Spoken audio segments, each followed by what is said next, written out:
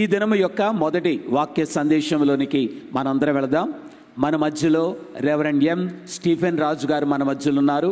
వారు విక్టోరియమ్మ గారి యొక్క కుమారులై ఉన్నారు.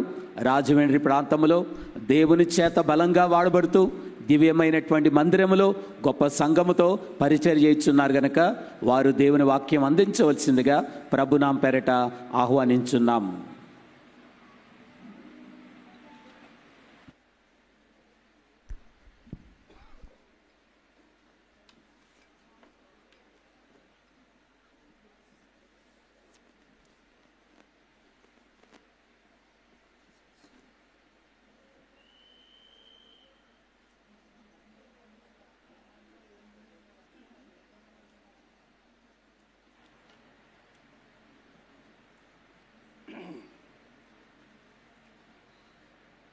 మరి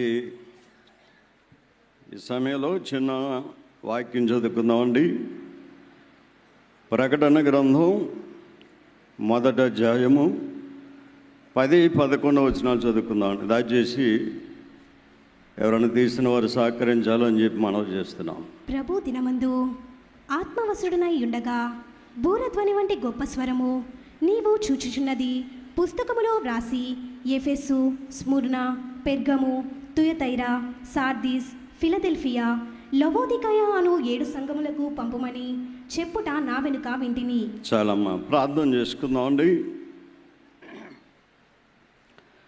ప్రేమ స్వరూపైనటువంటి మా పరమ తండ్రి, మీ అపరంజి పాదములకు వందనాలు స్తోత్రాలు చెల్లిస్తున్నాం.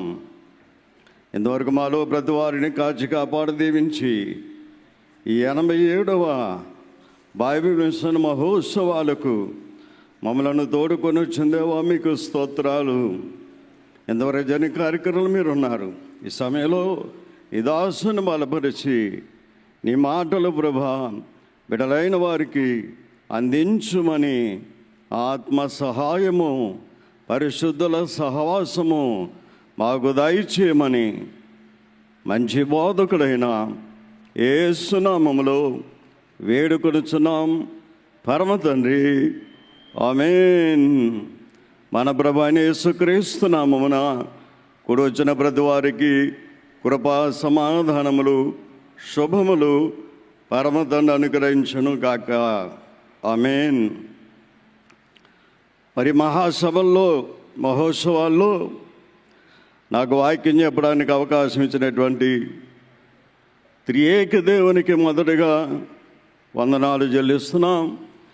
అదే రీతిగా దేవుని దగ్గర నుంచి బైబిల్ మిషన్ను అందుకున్నటువంటి మన ప్రియ ఆత్మీయ తండ్రి గారు దైవజనులు దేవదాసయ్య గారికి మరణాత. అదే రీతిగా మరి ఇప్పటికీ 25 సంవత్సరాల నుంచి ఈ మహోత్సవాలకి, ఈ మహాసభలకు కన్వీనర్ గారుగా ఉంటూ ఎంతో వైభవంగా, ఉజ్జీవంగా, ఉత్సాహముగా, ఆత్మీయముగా ఈ సభలను జరిగిస్తున్నటువంటి కన్వీనర్ అయ్యారు, బైబిల్ మిషన్ ప్రెసిడెంట్ గారు రెవరెండ్ డాక్టర్ శామ్యూల్ కిరణ్ బాబా గారికి మరణాత. అలాగనే వేదిక మీద ఉన్నటువంటి వైస్ ప్రెసిడెంట్ గారికి, సెక్రటరీ గారికి, జాయింట్ సెక్రటరీ గారులందరికీ మరణాత అందరికీ మరణాత. వాక్య సందేశంలోకి వెళ్దామండి. ప్రతి వరకు కూడా శ్రద్ధగా వినాలని ప్రభువుని బట్టి ప్రేమతో మనవి చేస్తున్నాం. మరి ఈ సమయంలో నా వాక్య భాగం ఏంటంటే 2 భాగాలు. ఒకటి ఆదివారం యొక్క ప్రాముఖ్యత, రెండో భాగం ఏంటంటే యేసు ప్రభు శిష్యులందరికంటే చిన్నవాడైనటువంటి యోహాను గారు ఆదివారమున ఏం చేశారు అనేది మనం క్లుప్తంగా జ్ఞాపకం చేసుకుందాం. మొదటి మాట ఆదివారపు ప్రాముఖ్యత, రెండవ మాట యోహాను గారు ఏం చేశారు ఆదివారమున అనేది మనం ధ్యానం చేసుకుందాం. ప్రతి వారు కూడా శ్రద్ధగా వినాలని చెప్పి మనం చేస్తున్నాం. మరి ఈ గుంటూరు మహోత్సవాలు ఒక్కసారి మనం వెనక్కి వెళితే ప్రారంభంలో ఎవరి భోజనాలు వారే వండుకునేవారంట. చెప్పండి, ఎవరి భోజనాలు వారే. ఒక చిన్న మాట అడుగుతాను, చెప్పండి. నేటి కాలంలో కూడా ఎవరి భోజనాలు వారే వండుకొని సభలకు రావాలంటే ఎంతమంది వస్తారు? ఒక్క సేకుడు లెగడం లేదు. పూర్వకాలం మీరు గమనించండి, బేతేలు గృహంలో మొదటి కాలంలో సభలు పెట్టినప్పుడు ఎవరి భోజనాలు వారేనంట. కిరాణా తెచ్చుకునేవారు, గిన్నెలు తెచ్చుకునేవారు, అక్కడే వంట చేసుకునేవారంట. రెండో స్టెప్ మనం గమనిస్తే, రెండో భాగం భోజనాలకి టికెట్ పెట్టేవారు ప్రారంభంలో. అంటే అప్పుడు చాలా కానుకలు తక్కువ, టికెట్ పెట్టేవారు. ఆ తర్వాత మూడవదిగా మనం గమనిస్తే ఉదయం ఒకసారి, సాయంత్రం ఒకసారి భోజనాలు. ఎన్ని భాగాలు చెప్పండి. మొదటిగా ఎవరి భోజనాలు వారే వండుకునేవారు, బాగా పాతవారిని అడగండి. రెండవదిగా టికెట్ కూపన్ కొనుక్కొని భోజనాలు తినాల్సి వచ్చేది.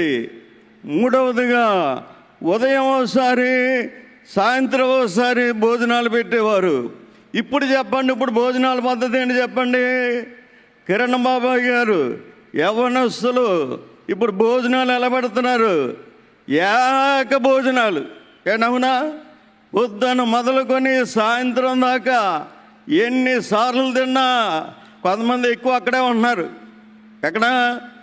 అంచేత వేడివేడి సాంబారి, వేడివేడి భోజనాలు, వేడివేడి కూరలు, వేడివేడి పచ్చళ్ళు.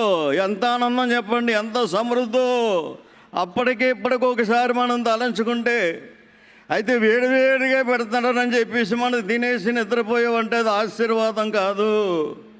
మా చిన్నప్పుడు చాలామంది నిద్రపోతుంటే మా చేతికి కర్రలు ఇచ్చేవారు.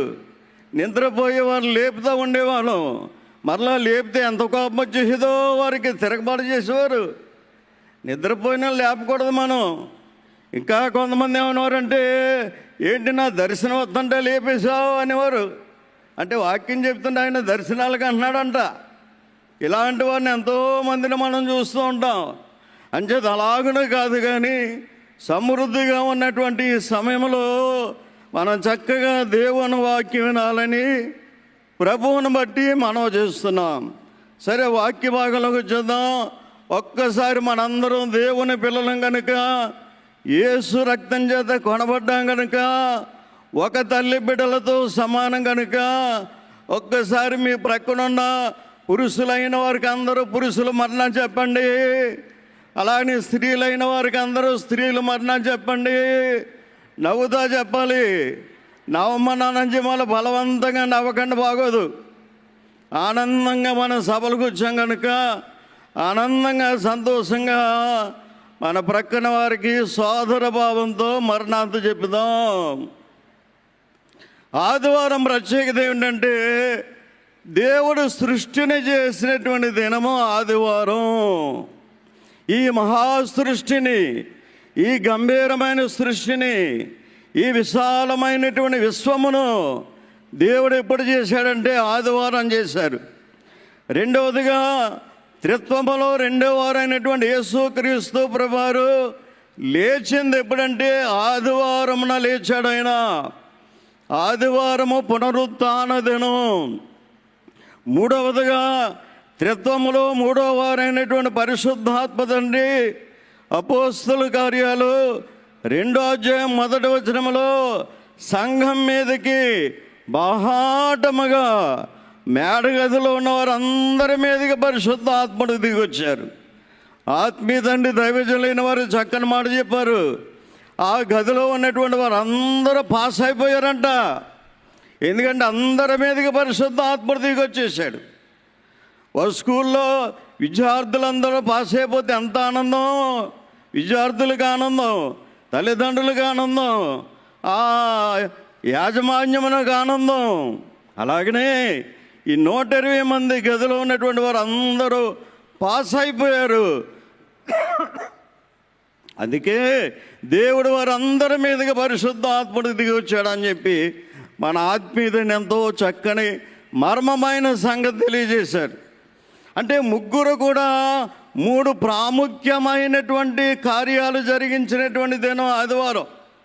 ఒకటి, తండ్రి సృష్టిని చేయుట, కుమారుడు అన్నిటినీ జయించలేచుట, పరిశుద్ధాత్ముడు బాహాటమగా దిగొచ్చుట. ఇంత గొప్పది ఆదివారం అని చెప్పి మనం గమనించాలి. మరో మాట ఏంటంటే, క్రైస్తవ సంఘం స్థాపన దినం కూడా ఆదివారమే. అంటే బైబిల్ పండితులైన వారు ఏం చెప్పారంటే, మేడగదిలో ఒక పరిశుద్ధాత్మ తండ్రి దిగి రావడమే క్రైస్తవ సంఘ స్థాపన దినం అని చెప్పి అన్నారు. నేను త్వరగా చెప్పుకెళ్ళిపోతాను, ఎందుకంటే సమయం తక్కువ అంటే దేవుని కృప వల్ల, అధికారులు చక్కని ఆలోచన వల్ల ఈ సంవత్సరం కొంచెం ఎక్కువ సమయం ఇచ్చారు. ప్రతి సంవత్సరం అరగంట, ఇప్పుడు 40 నిమిషాలు. అయ్యగారులు అందరికీ వర్ణ కొంచెం సావధానంగా చెప్పుకోవచ్చండి. అంచేత పరిశుద్ధాత్మ దిగి వచ్చిన రోజే క్రైస్తవ సంఘ స్థాపన రోజు. అంటే ఆదివారం ఎంత ముఖ్యమో మీరు గమనించాలి. ఈ మధ్య కొంత తింగర మొక్కలు వేసి శనివారం ఆరాధన, శుక్రవారం ఆరాధన అంటున్నారు. ఇవన్నీ జరిగిన ఆరాధన ఆదివారం. ఇంకా మనం గమనిస్తే యోహాను సువార్త 20వ అధ్యాయము 22-23వ వచనములో, దైవ సేవకులైన వారికి పాపాలు క్షమించే అధికారమును దేవుడు ఎప్పుడు ఇచ్చాడంటే ఆదివారం దినమున ఇచ్చాడు. ఆయన చెప్పండి, ఏ రోజు ఇచ్చారు? ఆదివారమున. అలాగనే బైబిల్ గ్రంథంలో అందరికంటే ఎక్కువ పుస్తకాలు రాసినటువంటి పౌలు గారు ఓ చక్కని మాట రాస్తాడు. ఆయన ఆదివారమున నేను వచ్చేసరికి మీరు కానుకలు ప్రోగ చేసి ఉంచండి అని చెప్పి అంటారు. అంటే ఆదివారం ఆరాధన అనేది మనం గమనించాలి. ఎంత గొప్పదనం ఆదివారం. ఇంకా కొన్ని విషయాలు చెప్తాను వినండి. భయపడి పారిపోయినటువంటి శిష్యులైన వారు బాహాటముగా సువార్త ప్రకటించినటువంటి దినం ఆదివారం. అపోస్తలుల కార్యాలు 2వ అధ్యాయము 14వ వచనములో పారిపోయినటువంటి పేతురు గారు అందరిలో లేచి బిగ్గరగా, ధైర్యముగా ఆయన మాట్లాడుతున్నట్లుగా ఇక్కడ వాక్యంలో మనం గమనిస్తాం. అంటే శిష్యులైన వారు ధైర్యముతో సువార్త ప్రకటించిన రోజు ఆదివారం. అపోస్తలుల కార్యాలు 2వ అధ్యాయము 32వ వచనములో బాహాటముగా ఎంతమంది వద్దన్నా సరే యేసు ప్రభు గురించి బాహాటముగా సాక్ష్యం ఇచ్చిన రోజు ఏంటంటే, యేసును దేవుడు లేపెను, దానికి మేము సాక్షులమని సాక్ష్యం ఇచ్చిన రోజు ఏ రోజు అంటే ఆదివారము. అపోస్తలుల కార్యాలు 2:32లో మనం గమనిస్తాం. ఇంకో వరుస మనం చెప్పుకుందాం. అపోస్తలుల కార్యాలు 2:1 ప్రకారం క్రైస్తవ సంఘ స్థాపన జరిగిన రోజు. అపోస్తలుల కార్యాలు 2:14 ప్రకారం సువార్త ప్రకటన జరిగినటువంటి రోజు ఆదివారం. ఇంకా గొప్పదనం ఏంటంటే అపోస్తలుల కార్యాలు 2:41 ప్రకారం క్రైస్తవ సంఘం అభివృద్ధి చెందినటువంటి రోజు ఆదివారం. ఎందుకంటే 3000 మంది బాప్తీసాలు పొందినటువంటి రోజు. ఏ రోజు అంటే ఆదివారం అని చెప్పి మనం గమనించాలి. అంటే సంఘ స్థాపన జరిగిన రోజు, బాహాటంగా సువార్త ప్రకటించిన రోజు, ధైర్యంగా సాక్ష్యం ఇచ్చిన రోజు, ఒకేసారి వేలాది మంది బాప్తీసాలు పొందినటువంటి రోజు ఆదివారము అని చెప్పి మనం గమనించాలి. ఒక్కసారి శనివారం దగ్గరికి వెళ్తే శనివారం శిష్యులైన వారందరూ చీకటి గదిలో దాక్కున్నారు. శనివారం సువార్త వారు ప్రకటించాలి. ఆ సువార్త కూడా చీకటి గదిలోనే ఉంది. శనివారం యేసుక్రీస్తు ప్రభువారు సమాధిలో ఉన్నాడు. ఆయన వీటన్నిటికీ విడుదల ఎప్పుడు వచ్చిందంటే ఆదివారం. ఓసారి అందరూ ఎక్కడికి హల్లెలూయా చెప్పండి, మరణా చెప్పండి, మరలా చెప్పాలి మరణత. గత జీవం కలిగిన వారిగా కనబడాలి. మనం గట్టి చెప్పండి మరణత. చాలా సంతోషం. అంచేత ఆదివారం ఇవన్నీ బయటకు వచ్చాయి. సువార్త బయటకు వచ్చింది, సాక్ష్యం బయటకు వచ్చింది, యేసు ప్రభు బయటకు వచ్చాడు, అన్నీ కూడా వెలుగులోకి వచ్చినటువంటి రోజు ఆదివారం. అంచేత ఆదివారం ఎంత గొప్ప దినమో మనం గ్రహించాలి. అందుకే యోహాను గారు మనం చదువుకున్నటువంటి వాక్య భాగం ప్రకటన 1:10 అంటాడు, ఆదివారానికి ఆయన ఏం పేరు పెట్టారంటే ప్రభువు దినము అని చెప్పి అన్నారు. ఏదైనా చెప్పండి, ప్రభువు దినము అని చెప్పి యోహాను గారు పేరు పెట్టినటువంటి దినం ఆదివారం. ఎంత గొప్ప రోజు కనుక మనం తప్పనిసరిగా ఆదివారమున దేవాలయములో కూడుకొని దేవుని స్తుతించేవారుగా మనం ఉండాలి. ఇంకా కొంతమంది చెప్పే మాట నెగిటివ్గా తీసుకుంటారు. అంటే ఆదివారం భాస్కర్ గారు మంచి రోజు అంటున్నారు కదా, మేము ఆ రోజు శుభకార్యాలు పెట్టుకుంటాం, మేము ఆ రోజు బజారుకి వెళ్తాం, మేము ఆ రోజు విందులు వినోదాలు పెట్టుకుంటాం. అలాంటివి పెట్టుకోవడానికి మంచి రోజు కాదు ఇది. దేవుణ్ణి ఆరాధించడానికి మంచి రోజు. కొంతమంది మధ్య మాట్లాడితే ఆదివారం ఎక్కువ బజార్లు పోతున్నారు. ఏ షాప్ అయినా చూడండి ఎప్పుడు ఎక్కువ బిజీ ఉంటుంది, ఆదివారం చాలా బిజీగా ఉంటుంది. అవసరం లేకపోయినా సరే బజార్కి వెళ్ళి కొనేస్తుంటారు. మనం చిన్న కథ చదివాను. ఒకడు బజార్కి వెళ్ళాడంట, ఏదో కొనాలని వెళ్ళాడు. కొనాలని వెళ్ళేసరికి ఎవడో సవగ్గా ఏనుగు అమ్మేస్తున్నాడంట. అబ్బో ఏనుగు సాగుకొస్తుందని కొనేసాడంట. ఎంత ఆనందంగా తీసుకొచ్చాడో ఇంటికి. తీసుకొచ్చిన తర్వాత రాత్రికి ఎక్కడ కట్టాలో తెల్లలేదంట. దాన్ని ఎలా మేపాలో చివరికి మేపలాగా తెచ్చాడంటాడు. అంచేత ఆదివారం కూడా బజార్లకు వెళ్ళిపోయి అవసరం ఉన్న అవసరం లేకపోయినా ఎన్నో వస్తువులు కొనేసుకొని గృహంలో చాలామంది ఎక్కడ పడితే అక్కడ పడేస్తున్నారు. మనం గమనించాల్సిన మాట ఏంటంటే ఆదివారము దేవుని దినం. ఇంకో మాట చెప్తాను, దయచేసి ఎవరేమనుకోకండి. ఈ మధ్య చాలామంది మెచ్యూర్ ఫంక్షన్లు ఆదివారం పెట్టుకుంటున్నారు. ఏ ఫంక్షన్లు చెప్పండి? ఏటమ్మంటే ఆదివారం బాగా వస్తారండి. ఇవన్నీ కూడా వాక్య విరుద్ధము అని మనం గ్రహించాలి. అలాగనే దైవజనులైన వారు చెప్పిన మాట చెప్పుకుందాం. ఆదివారమున బలవంతంగానైనా సరే దేవుని జ్ఞాపకం చేసుకోవాలంట, దేవదూతలను జ్ఞాపకం చేసుకోవాలంట, పరలోకాన్ని జ్ఞాపకం చేసుకోవాలంట, మహిమ సంగతులు జ్ఞాపకం చేసుకోవాలంట.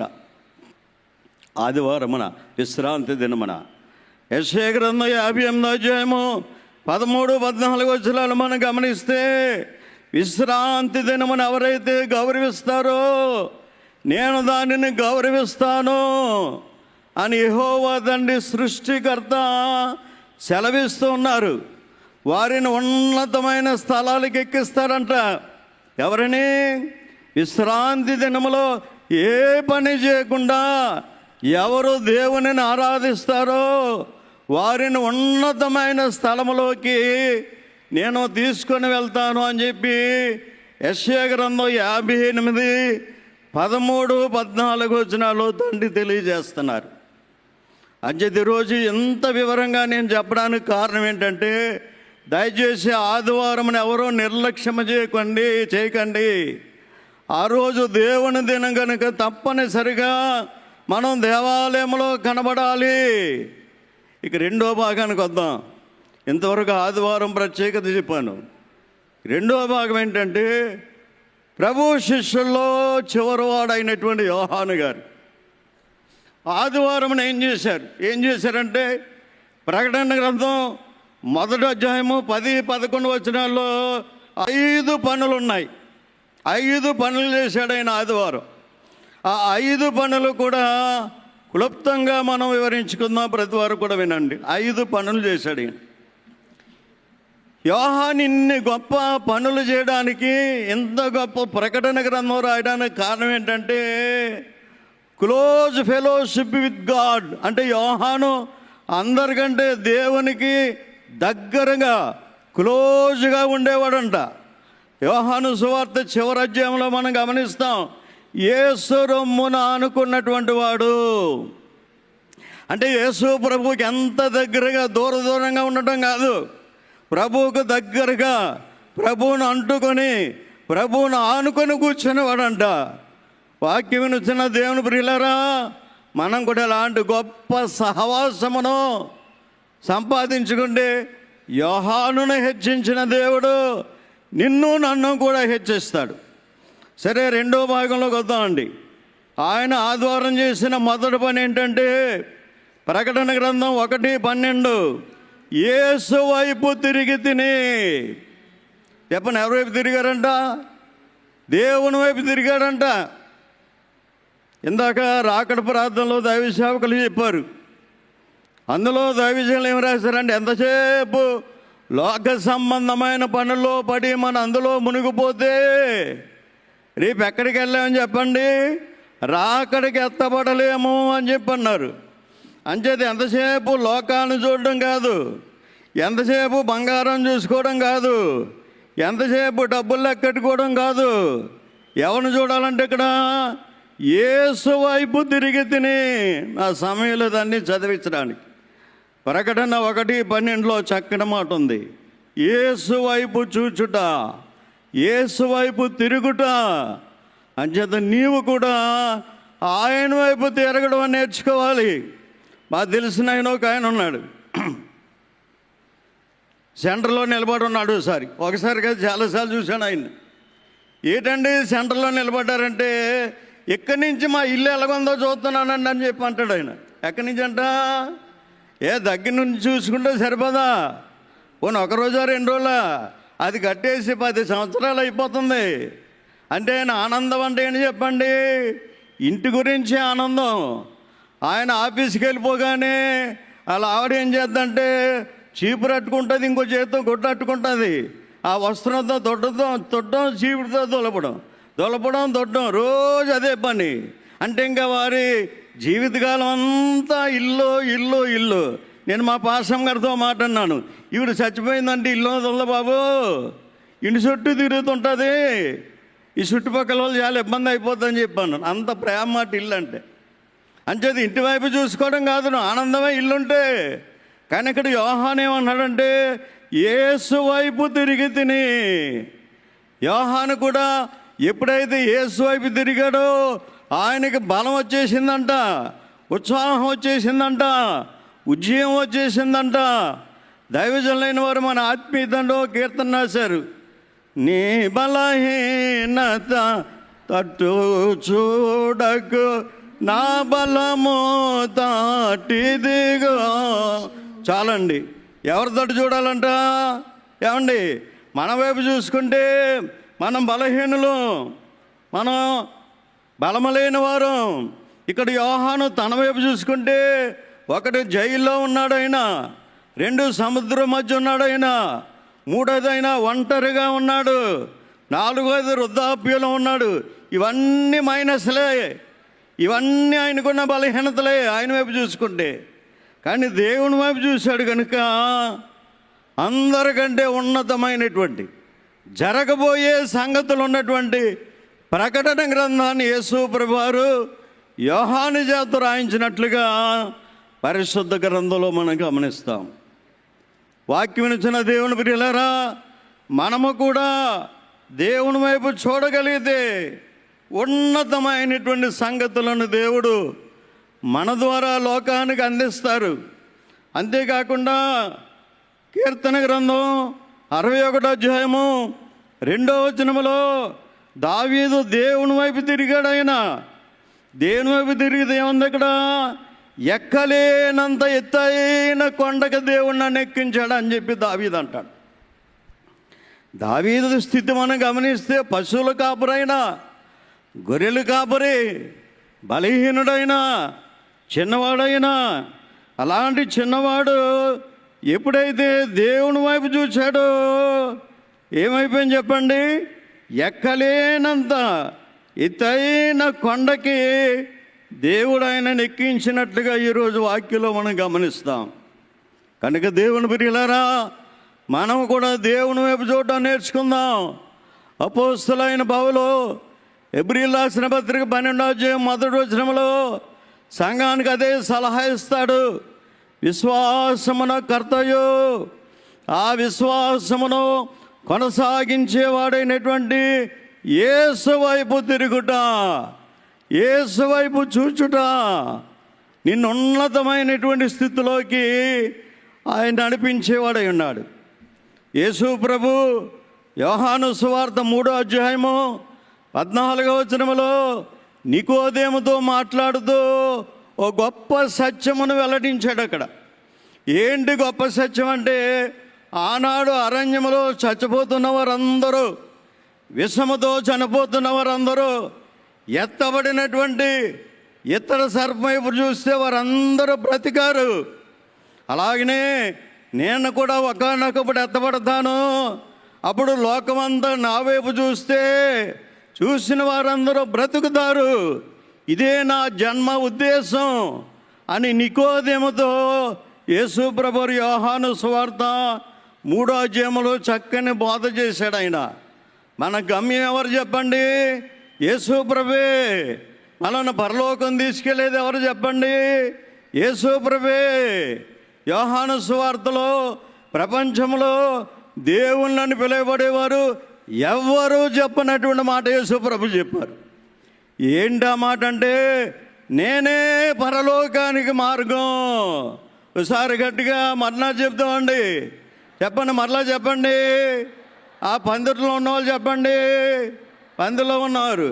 మరణాత.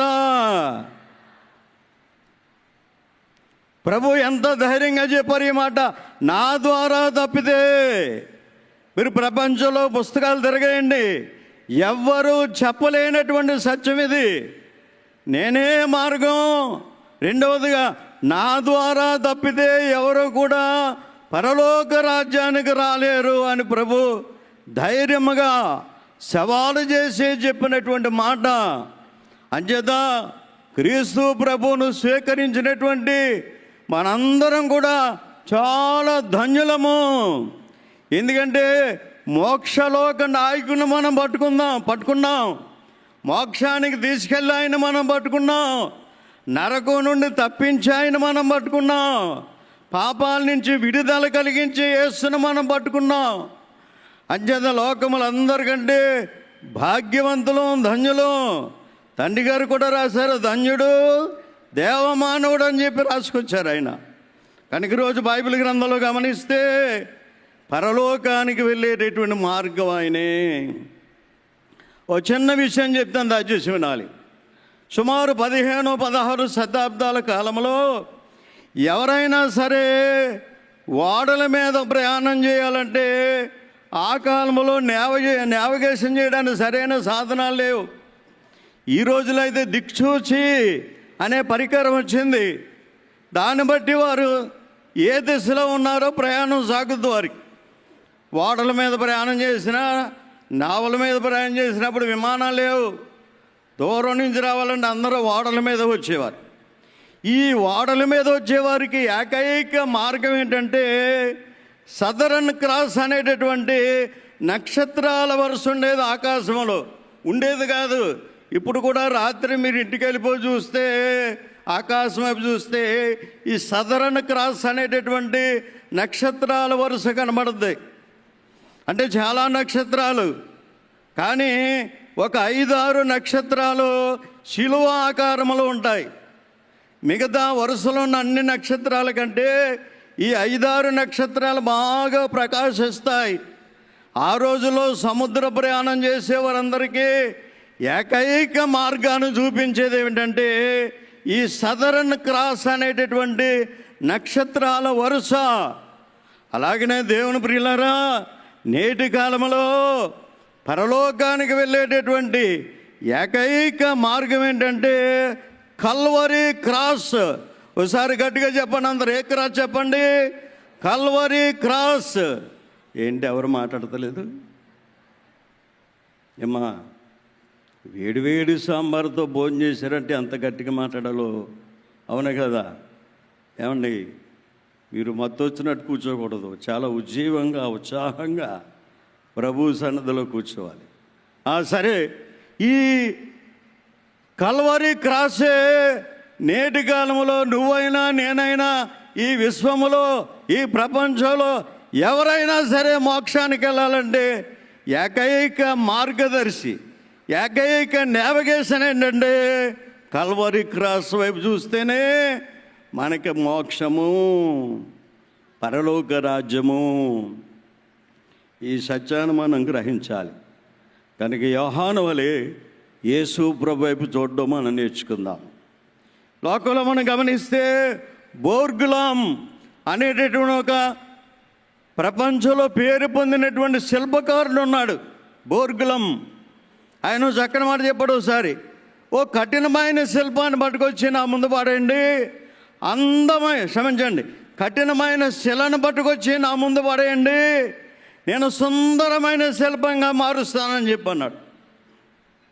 అలాగనే యేసు ముందు మనం కూర్చుంటే, ప్రభు సన్నిధిలో మనం కూర్చుంటే, మన ఆత్మీయ తండ్రి చెప్పినట్లుగా తెల్లవారుజామున గంట మనం మౌనంగా కనిపెట్టగలిగితే, ఎలాంటి కఠినమైన వారైనా, ఎలాంటి క్రూరమైన వారైనా ఈ బోర్గులం కఠినమైన శిలను అందమైన శిల్పంగా మారుస్తున్నట్లు మనలను కూడా అందమైన వారినిగా, పరలోకానికి పనికొచ్చే వారినిగా మనలను మార్చేది ఎవరంటే యేసుక్రీస్తు ప్రభు. అంచేత మనం కూడా యోహాను వలె యేసు వైపు చూడడం మనం నేర్చుకుందాం. ఒక 5 నిమిషాలు నేను ముగిస్తానండి. మన ఆత్మీయ తండ్రి గారు రోజు అక్కడ మాట చెప్పారు, మనసు యేసుని కథపై. చాలండి. మరి క్వైర్ వారు చక్కగా పాడుతున్నారు, అలా మనం పాడలేం. నేను హై ఎత్తేసుకుంటున్నాను, అవదో అధ్యత చిన్న మొక్క పాడుతున్నాను. మనసు ఎవరి మీద ఉండాలంట? నువ్వు ప్రార్థనలోకి లేవు, మనసు ఎవరి మీద ఉండాలి? ఏంటి ఎవరు మాట్లాడేటండి? మనస్సు యేసుని కథపై మలిపినట్లయితే, మలపాలంట, మలుపు తిప్పాలంట.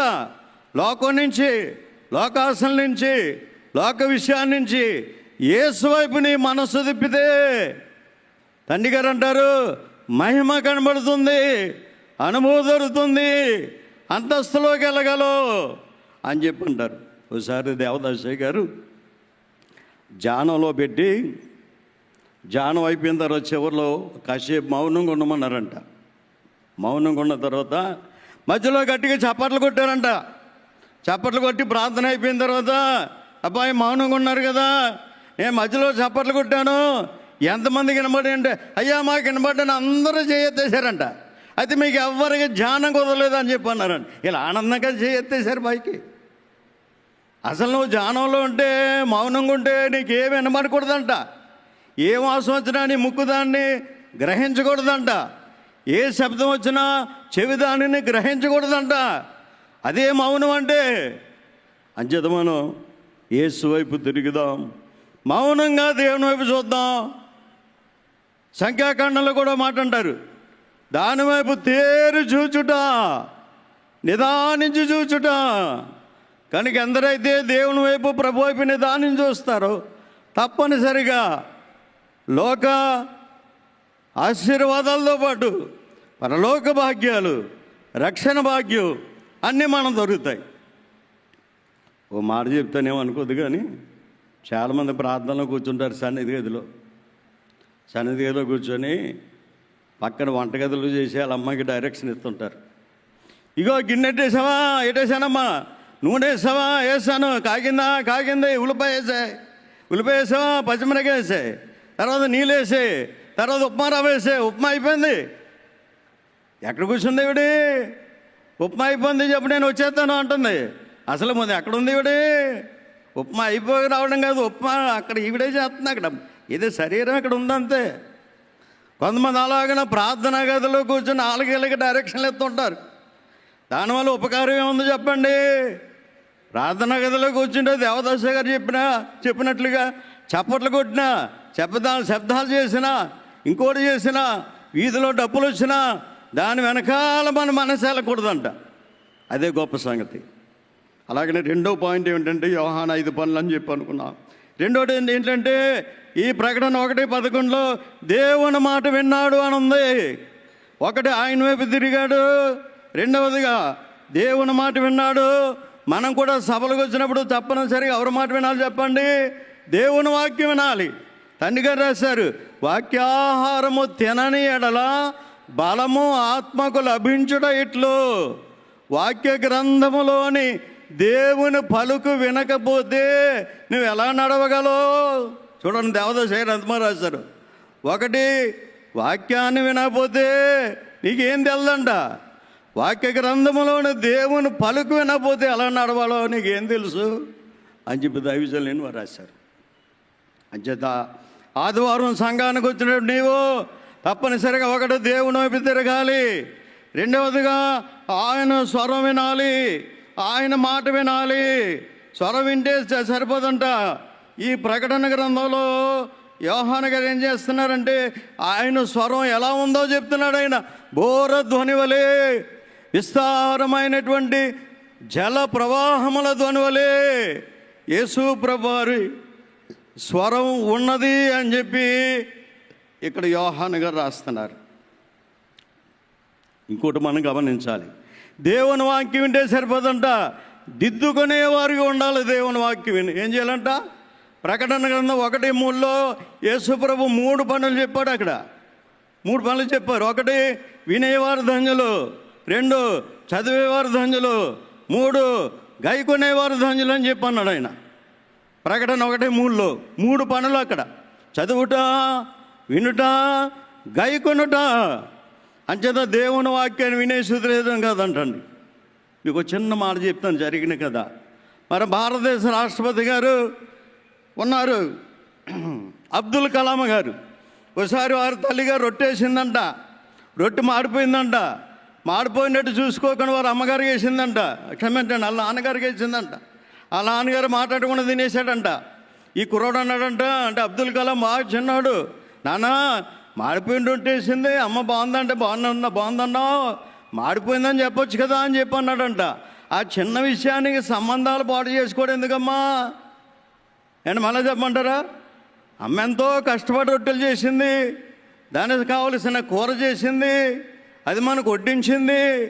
అంత కష్టపడినవాడిని ఈ చిన్న విషయానికి ఎందుకు బాధ పెడతాం, బాధ పెట్టి సంబంధాలు ఎందుకు దూరం చేసుకోవడం అని చెప్పి అబ్దుల్ కలాం గారు అంటారు. ఈ చిన్న సలహా నన్ను ఒక హంబుల్ మ్యాన్గా మార్చింది. జీవితకాలం అంతా విధేయుడిగా సాగిపోయాడు ఆయన అబ్దుల్ కలాం గారు. ఏంటి మీ విధేయతకు కారణం అంటే ఈ సంగతి చెప్పాడు ఆయన. అంటే తండ్రి గారి మాట విన్నాడు, దిద్దుకున్నాడు ఆయన తన జీవితంలో. ఇక 3వదిగా మనం గమనిస్తే యోహాను గారు చేసిన 3వ పని ప్రకటన 1వ అధ్యాయం 13 నుంచి 16 వరకు యేసు ప్రభు రూపం ఎలాగుందో వర్ణిస్తున్నాడు ఆయన. 1 ఆయన వైపు తిరిగాడు, 2 ఆయన మాట విన్నారు, 3వదిగా ఆయన రూపం ఎలాగుందో లోకానికి వర్ణిస్తున్నాడు ఆయన రూపం ఎలా ఉందో. మిగతా శిష్యులందరూ భూలోక రూపాన్ని చూశారు, యోహాను గారు అయితే ఇక్కడ పరలోక రూపాన్ని వర్ణిస్తున్నారు. బాగా ఇంటికి వెళ్ళి చదవండి ప్రకటన 1:13 నుంచి 16. ఇక 4వదిగా మనం గమనించినట్లయితే ఆయన అంతవరకు చదివింది, విన్నది, వ్రాసినట్లుగా మనం గమనిస్తాం. యోహాను గారు అయిపోతే ప్రకటన గ్రంథం మన చేతికి వస్తుందా? యోహాను గారు అయిపోతే యోహాను సువార్త మన చేతికి వస్తుందా? మత్తయి గారు అయిపోతే యేసు ప్రభువును చూడడానికి జ్ఞానులైన వారు వచ్చారని మనకు తెలుస్తుందా? ఏమండి ఇది మాట్లాడండి, సపోర్ట్గా తెలుస్తుందా? మీరందరూ ఏదో అయోమయంగా చూస్తున్నట్టున్నారు. సరే దయచేసి వినండి. అలాగనే లూకా గారు అయిపోతే యేసు ప్రభువును చూడడానికి గొల్లలైన వారు వచ్చారని తెలుస్తుందా?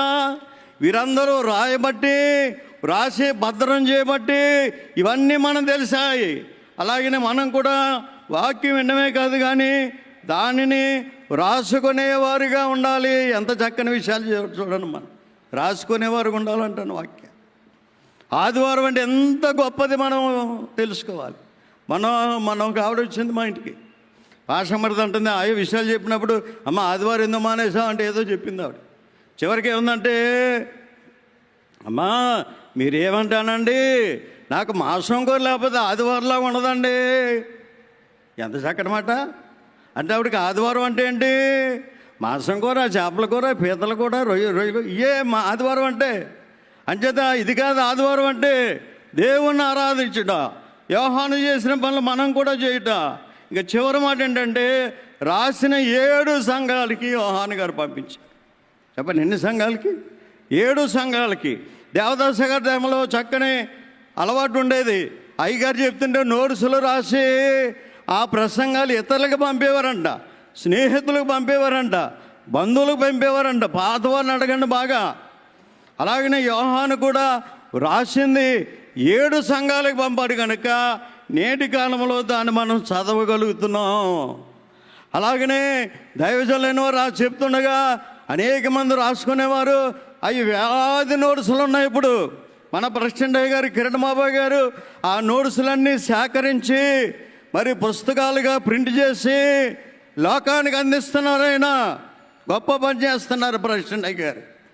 అంచేది ఇవన్నీ చేయడానికి కారణం ఏంటంటే అయ్యగారి టైంలో రాసినవి భద్రం చేశారు. అవి మన వరకు వచ్చాయి. చెప్పనవి మన వరకు వచ్చాయి. అంచేత మనం కూడా ఆదివారమున ఏదో నామకార్థం వెళ్ళడం కాదు, కానీ ఈ పనులన్నీ చేయాలి. వీటితో పాటు ఇంకా మనం పాటలు పాడాలి, పాపం ఒప్పుకోవాలి, విశ్వాస ప్రమాణం, ఇవన్నీ కూడా ఆదివారం చేసేటటువంటి పనులు. అంచేత ఆదివారం శ్రద్ధగా మనం ఏకీభవించి పెళ్లి కుమార్తెగా మారి యోహాను చేసిన 5 పనులు మనం చేస్తాం. ఇంకా అదనంగా పనులు కూడా చెప్పాం. ఇవన్నీ చేస్తూ రేపు పరలోకములో నిత్యానందంలో ప్రవేశించే భాగ్యం తండ్రి ఈ సభలకు వచ్చిన వారందరికీ దయచేయను కాక. దయగల మా తండ్రి చెప్పని వాక్యం దీవించి ప్రతి వారి హృదయాలను నాటింప చేయమని ఇంత భారమైన పని నిర్వహిస్తున్నటువంటి ప్రెసిడెంట్ అయ్య గారిని, వైస్ ప్రెసిడెంట్ అయ్య గారిని, మిగిలిన అధికారులను దీవించండి. ప్రయాసపడే సభలకు వచ్చిన వారందరినీ కూడా మహిమేఘం ఎక్కడానికి సహాయం చేయమని ఏసునాలు ఏడుకొనిచ్చినాం పరం తండ్రి. ఆమె నాకు ఈ చక్కని సమయం ఇచ్చిన అయ్యగారులు అయిన వారికి మరోసారి మరణాలు.